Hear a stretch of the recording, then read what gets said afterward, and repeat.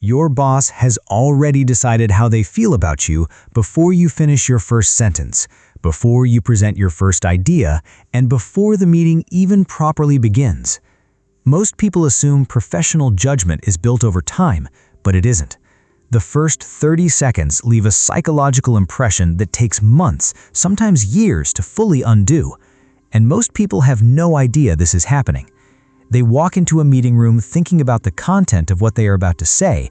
They prepare their slides, they rehearse their numbers, and they focus on their arguments. But the person sitting across from them, the one with the authority to promote, pass over, or quietly dismiss them, has already begun forming a conclusion, not about the data, but about them, about the way they entered the room, about the energy they carried in, and about the microsignals their body sent before a single word was spoken. Modern neuroscience has consistently shown that first impressions are processed in the brain within milliseconds, not minutes, not seconds, but milliseconds. And in a corporate environment where perception shapes opportunity, where emotional impressions become performance labels, where a vague feeling of something is off about this person can follow someone for an entire career, those milliseconds carry significant weight. This is not about confidence tricks. This is not about dressing better or smiling wider. This is about understanding the psychological architecture of judgment and what actually happens inside a manager's brain in those first 30 seconds that most organizations will never openly discuss. There is a specific feeling most office workers know well. It is the feeling of walking out of a conversation with someone more senior and having a quiet, unsettled sense that something went wrong, not dramatically, not in a way you could clearly explain, just a feeling that the interaction did not land the way you intended, that they seemed slightly distracted while you were talking, or that their response was shorter than expected, or that you left the room feeling somehow smaller than when you entered it. Most people interpret this feeling as a reflection of their ideas. They think about what they said wrong, they rehearse better arguments in the shower, and they send follow-up emails trying to recalibrate the impression. But what they rarely consider is that the judgment may have formed before the ideas were even presented. Because the human brain is not a neutral processor of information, it is a pattern recognition system built for speed. It was designed over hundreds of thousands of years to assess threat, safety, and social positioning within moments of encountering another person. And that biological system does not pause when you enter a corporate meeting room. It does not suspend itself for the agenda. It runs in the background of every interaction, quietly categorizing people into hierarchies of competence, confidence, and trustworthiness. The uncomfortable reality of modern professional life is this: most employees are evaluated on a psychological level that has nothing to do with their technical skill. They are evaluated on presence, on perceived certainty, and on the unconscious emotional signal they send before they even begin to perform. And very few organizations will ever teach them this.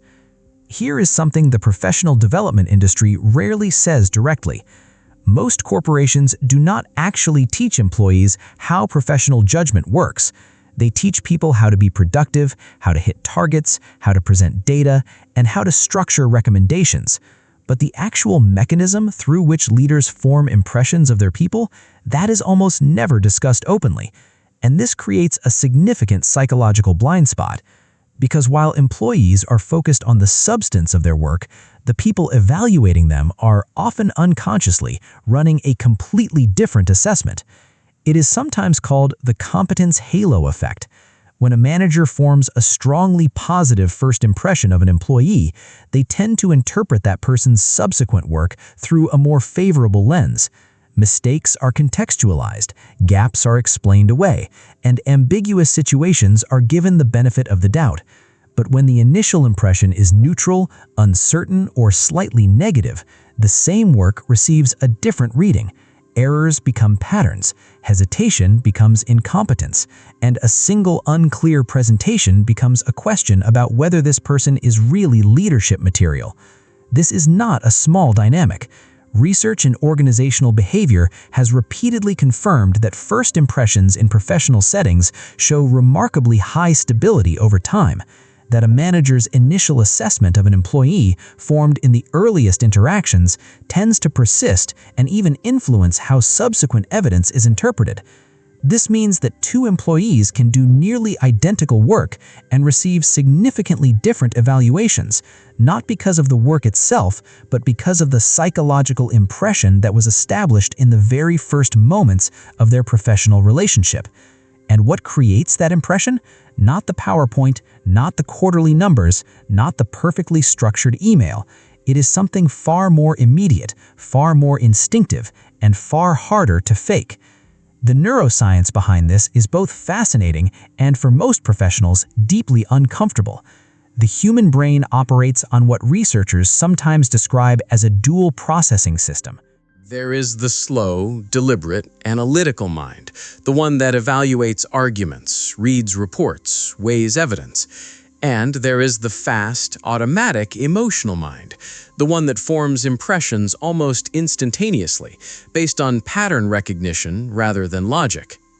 In professional settings, most people assume they are being evaluated by the slow system. They invest significant energy preparing content, building arguments, and structuring information rationally. But the fast system has often already made its assessment. By the time your manager is consciously analyzing your ideas, their brain has already processed your vocal tone, your posture, your eye contact, the pace of your speech, and the emotional quality of your presence in the room. And it has generated a feeling. Not a conclusion, a feeling. This person seems competent. This person seems uncertain. I trust this person's judgment, or something about this doesn't quite add up. These feelings are almost never acknowledged aloud. They become the invisible framework through which everything else is evaluated. The particularly difficult aspect of this system is what researchers sometimes call confirmation bias in social judgment. Once the fast brain generates a feeling about a person, it tends to look for evidence that confirms that feeling. If the initial impression was positive, the slow brain tends to notice the things this person does well. If the initial impression was uncertain, the slow brain tends to notice the gaps, the hesitations, the moments of ambiguity. This is not conscious manipulation by managers. It is not deliberate unfairness. It is simply how human cognition works. And in a corporate environment where careers are shaped by the accumulated weight of these invisible assessments, understanding this mechanism is not optional. It is fundamental. After enough years inside corporate environments, certain behavioral patterns become impossible not to observe. The people who tend to advance most consistently rarely possess the most raw intelligence or the deepest technical knowledge in the room. They possess something harder to name, a quality of settled certainty. Not arrogance, not performance, something quieter than that. It is the ability to enter a room and immediately project the nonverbal signal, I belong here. I am not seeking validation. I already know my value. This quality communicates itself primarily through physical behavior, the pace at which someone moves when they enter, how they settle into their seat with deliberateness or with nervous adjustment, whether their eye contact is held or slightly averted, whether their voice starts clearly or builds slowly from an uncertain opening, and whether they wait for conversational space or slightly rush to fill silence. None of these behaviors are consciously decoded by the observing brain. They are felt. And among the most consistent observations from people who have spent significant time in leadership roles, the professionals who consistently seem nervous or who carry an almost invisible quality of needing approval tend to receive more scrutiny, not less. Not because people want to be unkind, but because anxiety, when communicated non-verbally, triggers a subtle question in the observing brain. Why is this person uncertain? What do they know about themselves that I don't? It creates doubt where no doubt needed to exist. On the other end of this pattern, the professionals who generate the most instinctively positive first impressions often share something surprising. They are not the loudest people in the room, they are often the calmest. They are the ones who speak with slightly more deliberateness than the average person, who pauses before answering rather than filling silence immediately, and who maintain a quality of emotional steadiness that communicates something the brain reads as, "This person is not threatened by this moment." And in corporate culture, where the ambient emotional climate is frequently anxious, performance-driven, and approval-seeking, that quality of calm stands out with remarkable clarity. There is something important to acknowledge here. This dynamic, the 30-second judgment, the impression halo, the invisible assessment, does not exist in isolation. It exists inside a broader professional ecosystem that is, in many ways, specifically designed to produce anxiety.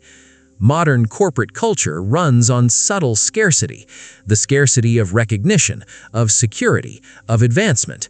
And scarcity produces behavioral signals that undermine exactly the qualities that create positive first impressions. When someone is deeply afraid of being overlooked, when someone is operating under constant performance pressure, or when someone has spent months or years feeling uncertain about their professional standing, their nervous system begins to carry that weight. Not metaphorically, physiologically. Elevated cortisol levels change vocal quality.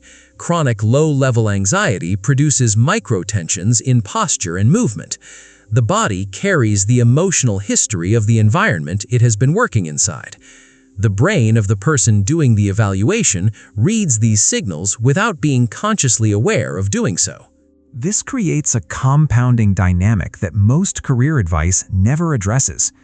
The workplace conditions that produce the most anxiety are often the same conditions that make positive first impressions the most difficult to create. Employees who are burned out, who are navigating politically complex environments, or who have experienced repeated evaluations that felt arbitrary or unfair, they carry that history into every new professional interaction, and it subtly shapes the signal their body sends before they speak a single word. The modern attention economy compounds this further. The same devices and systems that create digital exhausting, the constant notifications, the surveillance of performance metrics, the ambient awareness that you are always being assessed, these do not disappear when someone enters a meeting room. They live in the nervous system of the person trying to make a positive impression, and they are invisible to the evaluator, who simply registers, "Something feels slightly uncertain here." Understanding this does not immediately change the dynamics of professional judgment, but it changes something important. It changes where you assign the explanation. Most professionals who struggle with first impressions in corporate settings interpret the difficulty as a personal deficiency. They believe they are not naturally confident enough, not charismatic enough, or not leadership material in some essential way that others simply are and they are not. This interpretation is both psychologically damaging and factually inaccurate. What most of these people are experiencing is not a personal deficiency, it is the predictable behavioral output of a nervous system that has been operating under sustained professional pressure, a system that has been trained through accumulated experience to associate professional evaluation with threat. And nervous systems that have learned to associate evaluation with threat do not suddenly perform calm certainty on command. They need something different. They need a gradual shift in the internal experience of professional interactions before the external signal can change. This does not happen through performance. It does not happen by trying harder to seem confident. It begins, almost always, with a specific kind of understanding. The understanding that professional judgment, as powerful as it is, as consequential as its outcomes can be, is ultimately a human process running on human hardware, fallible, pattern-dependent, and shaped by the limitations of a brain built for a world very different from the modern office. And that awareness, even when it cannot immediately change the outcome of a 30-second impression, can begin to reduce the quality of threat that the nervous system associates with being evaluated, which over time changes the signal, which changes the impression, which changes the outcome. Awareness is rarely sufficient on its own, but it is almost always the beginning. If conversations about corporate psychology, the hidden mechanics of professional judgment, and the behavioral patterns that shape careers in ways most organizations never acknowledge resonate with you, consider subscribing. There is a significant gap between what professional environments openly teach about career advancement and what is actually happening beneath the surface of every performance review, every first meeting, and every quiet decision about who gets the opportunity and who doesn't. This channel exists in that gap.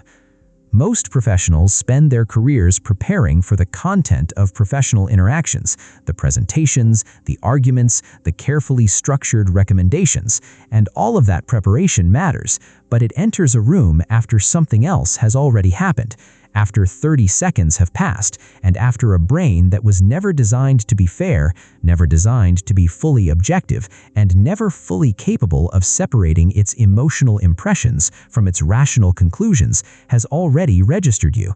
It has already generated a feeling. It has already begun constructing the framework through which everything you are about to say will be evaluated.